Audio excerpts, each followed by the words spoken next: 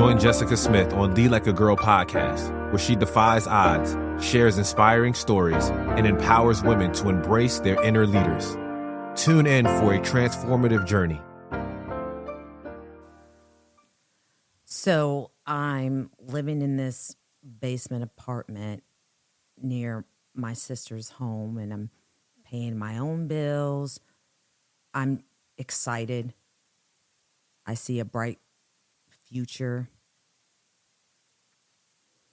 I knew that this guy that I was seeing was not the one. So I really wasn't seeing him very much, and I was more focused first and foremost on work. But I allowed Mr. Manning to convince me to give it another shot.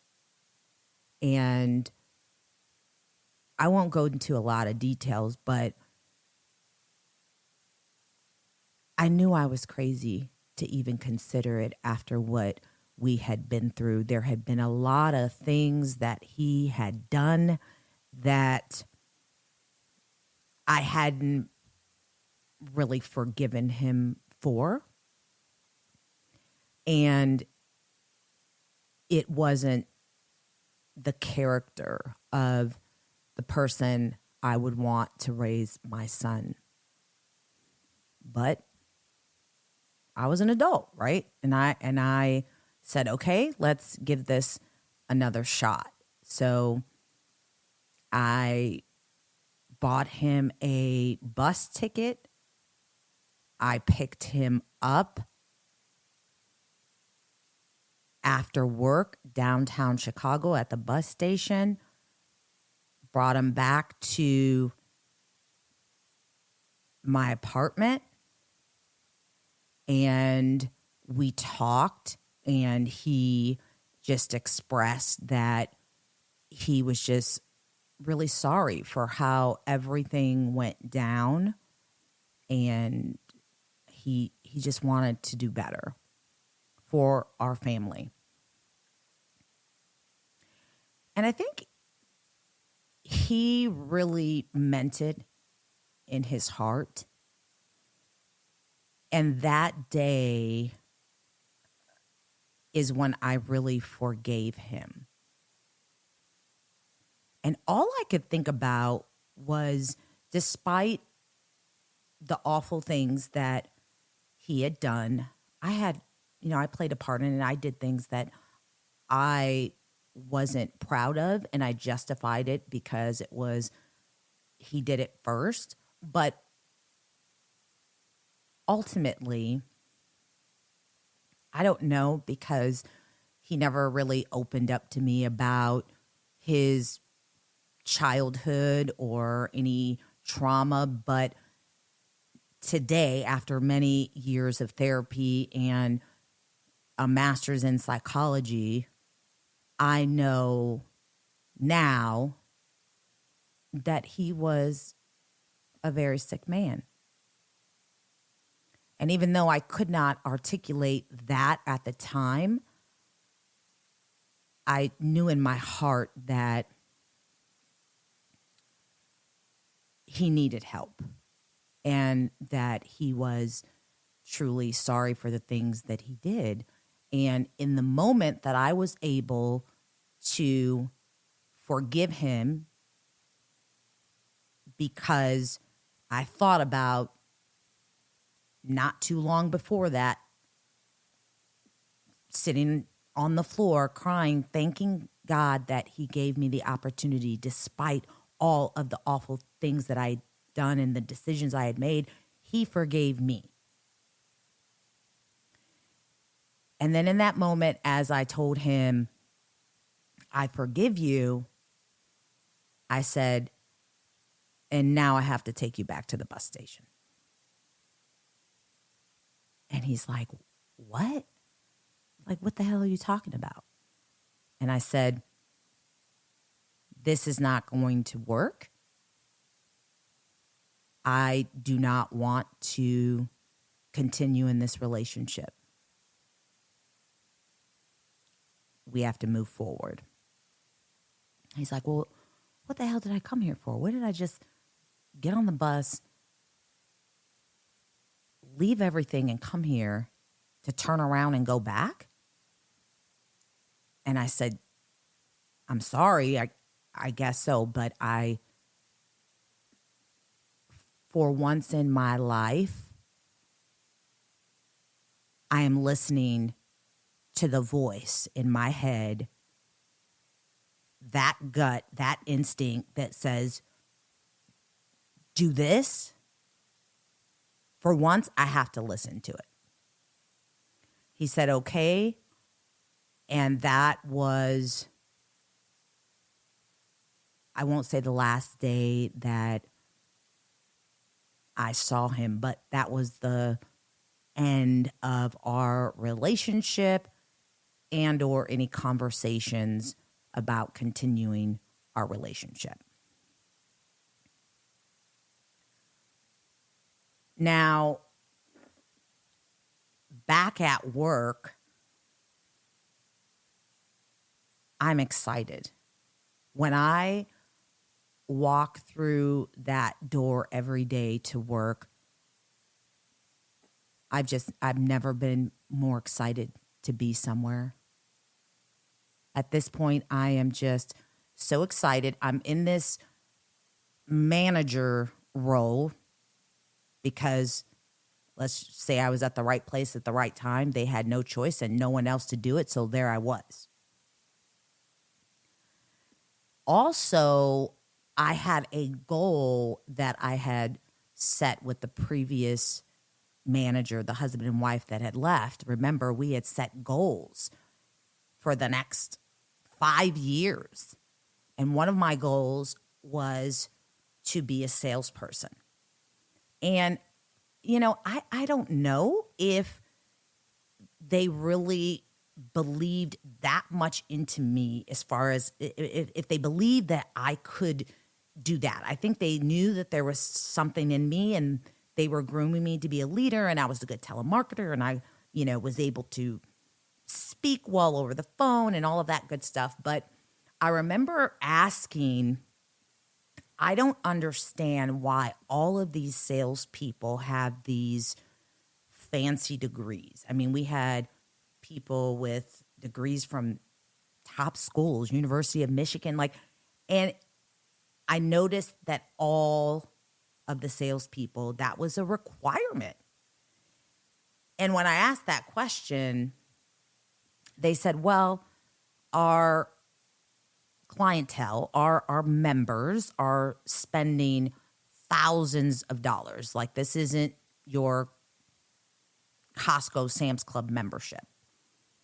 So if you think about like a high-end country club, but for homeowners that are remodeling or refurnishing, chances are these are an upper class that is our customer base.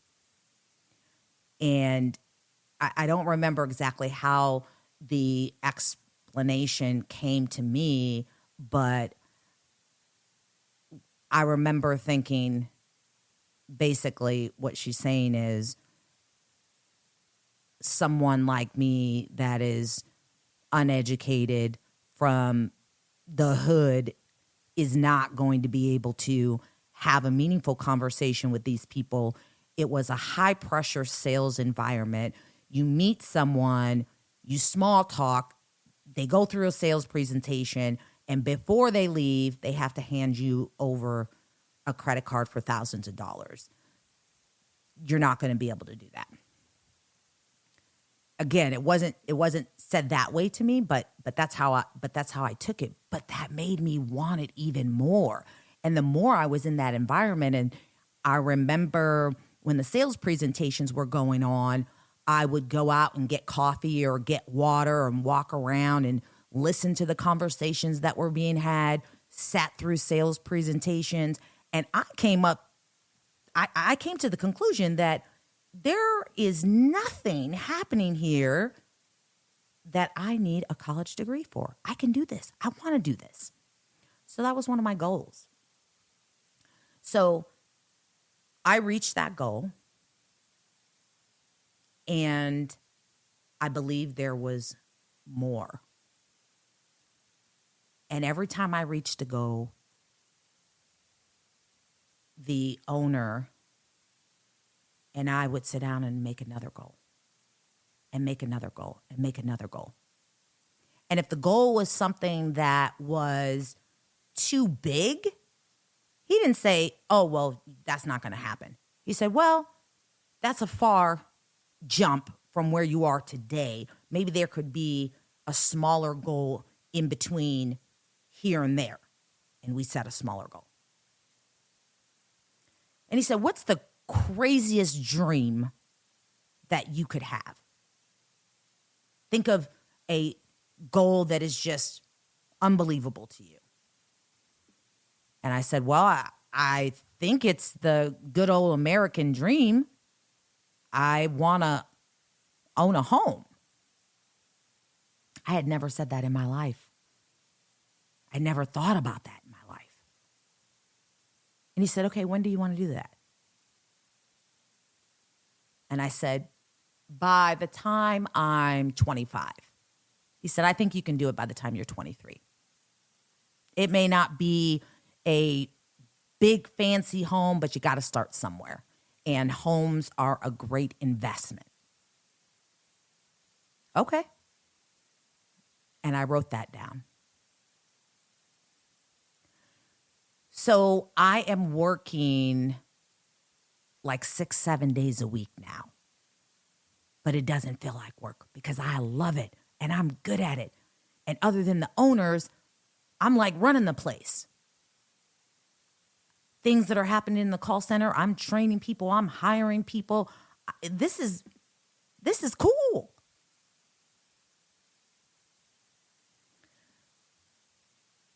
So I remember getting off of work, probably working throughout the week until late Saturday night.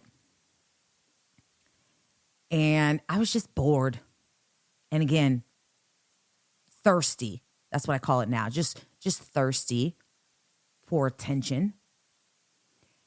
And against my better judgment, I end up calling the guy that I decided the writing was on the wall that we should stop here. Yeah, that one. Hey, you want to hang out? Sure. And I swear it feels like, as I remember it, that it was a week later. Now, I know it wasn't, but that's what it feels like. It was a week later. He shows up with all of his clothes. I'm like, what are you doing? Well, I don't have anywhere to go. He says, I lost my place. You lost your place. Yeah, I lost my place and I won't be here long, but I got to stay here. I have nowhere else to go. That's how the conversation went. Now, this guy doesn't have like a job. So it's not like he's getting up every day and going to work. He's got whatever money in his pocket that he's hustling. But sooner than later, I would figure out that he has, not only is this the guy that I knew, okay, he's deep in a lot of things that I don't want to be involved in. But then I figured out that he was a heroin addict.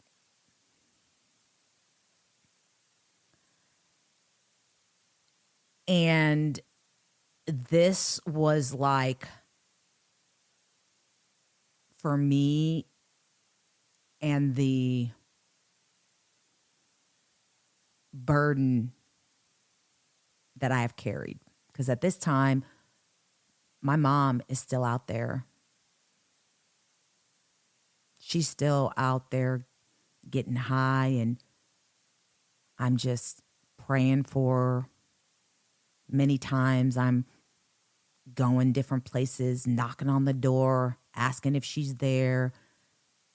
I never stopped chasing my mother, hoping that that would be the day. That was one of my biggest motivations other than Jonathan is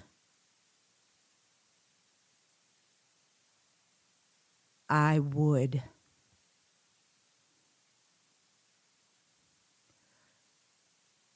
visualize one day knocking on one of those doors and my mom coming out and me telling her, I got somewhere for you to go and get clean. Come on. Let's go. I got you. That was always a vision that I had. And it felt like the walls were just closing in on me when I figured out that this man now living in my house is a heroin addict.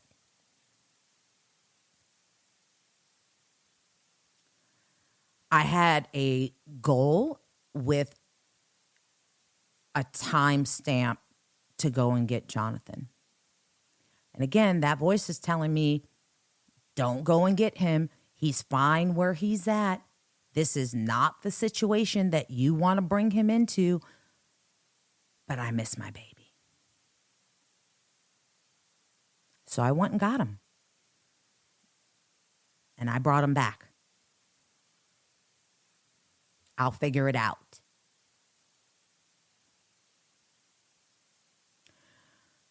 Well, only a few months went by, and this relationship has now become abusive. And I'm like, okay, so I went and got this kid from his granny's where he was doing great. She loves him so much. He's got a good home. Couple years have passed now, and I'm like, I miss him. I want him here with me. This is a goal that I have, but I can't just check the box. I got to do this right. So I took him back. Now, the good thing is Chicago, Kentucky, it's not a far drive, and I can go and see him anytime I want, but I'm working a lot.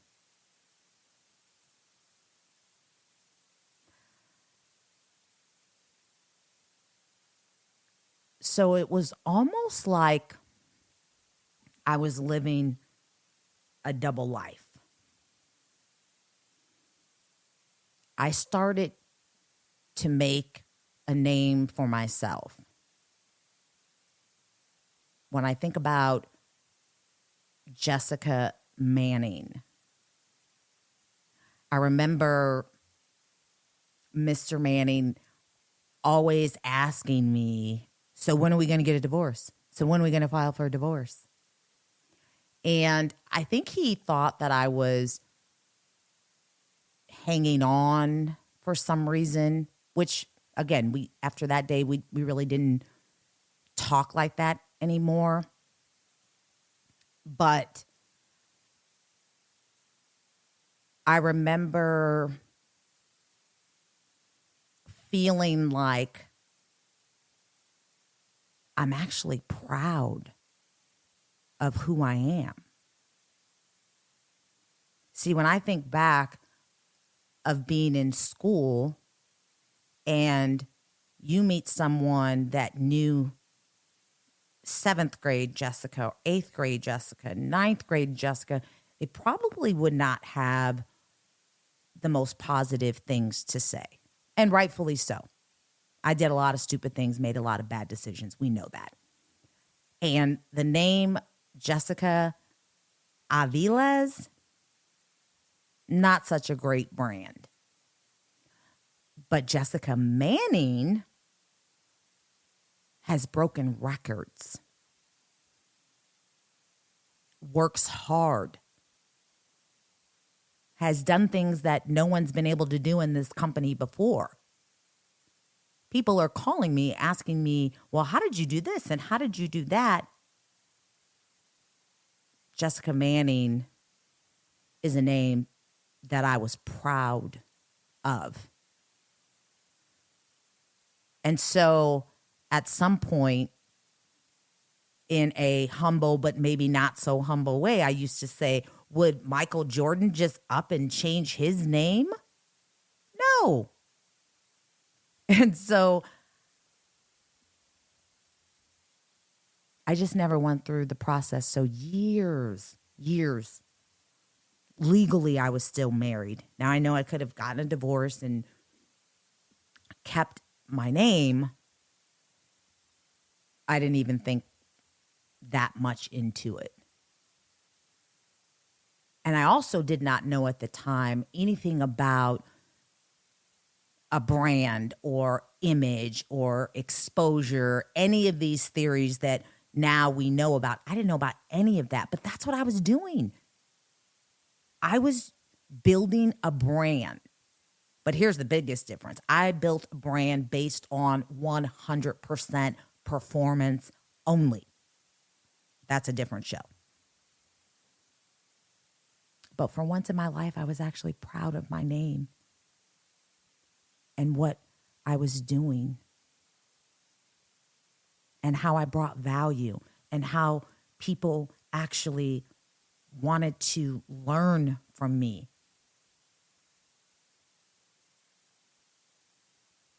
The other side of that life was at home.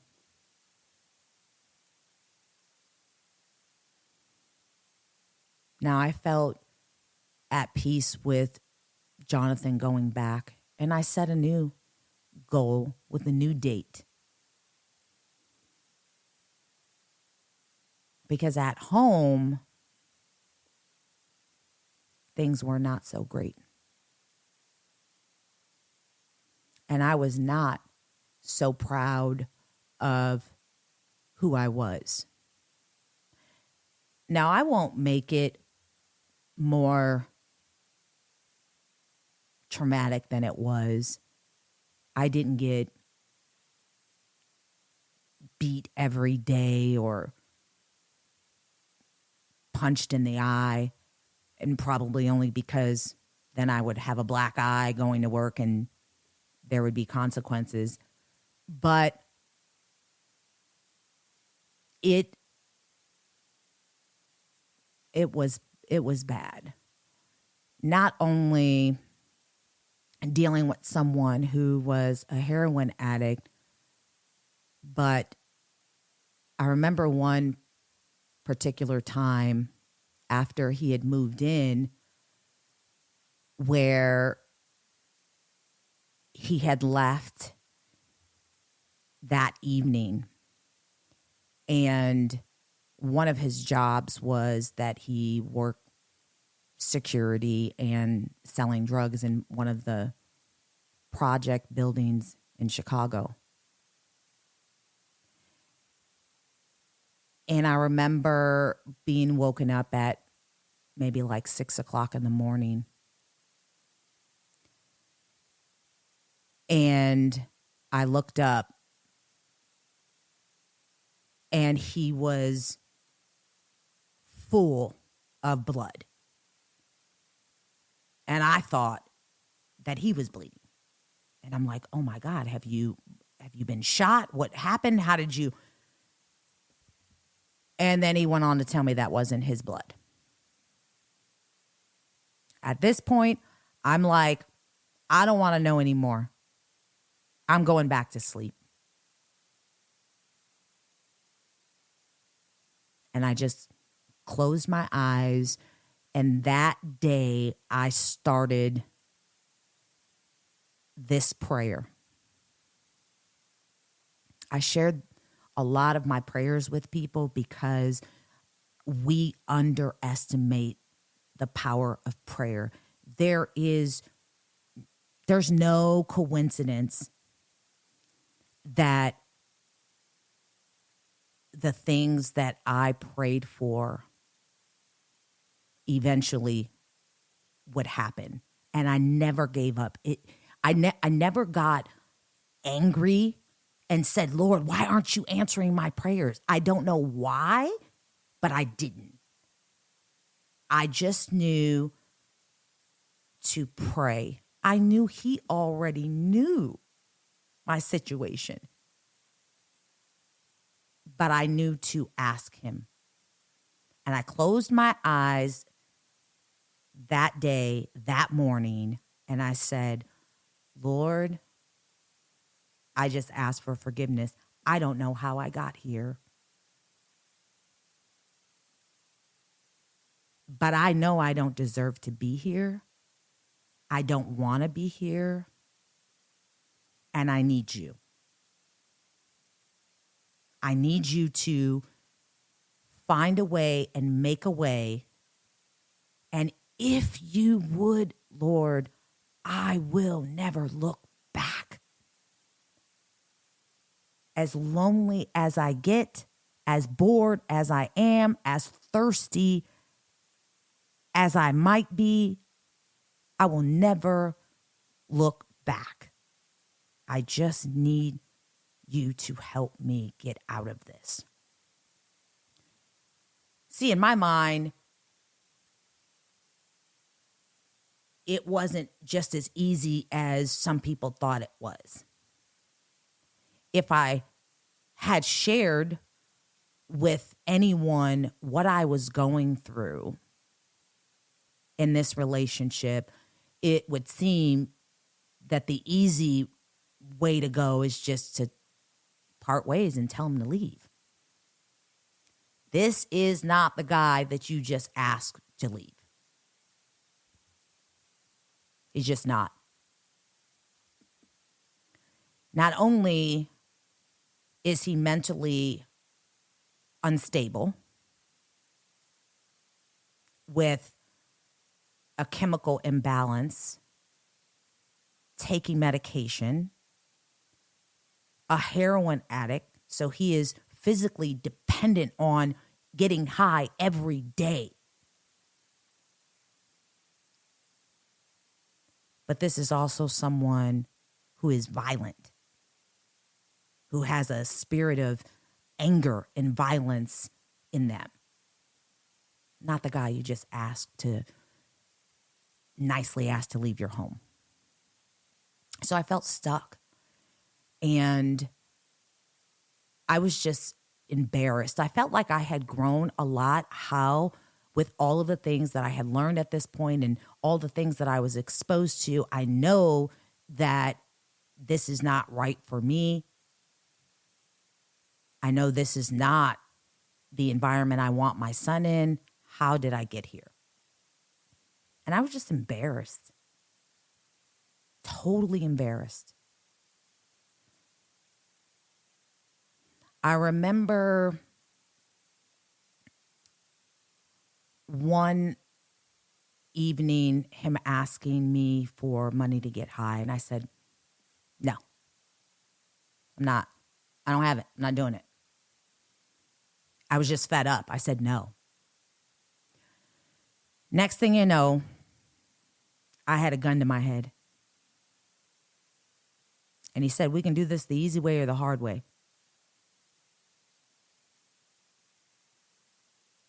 I ended up having to go to the ATM at gunpoint and emptying my checking account to give him the money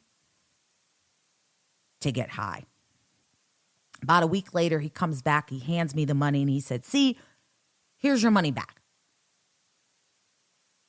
I was sick and you wouldn't help me. It was always my fault. And it was always because I wouldn't help him get high that I found myself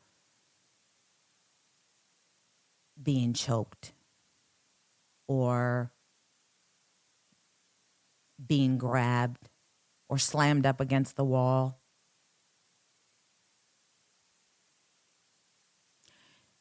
Do you know I never, in all the years, this went on for, I want to say maybe 2 or 3 years.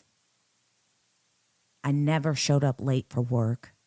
I never entered that door without a smile. I never did not give it 110%.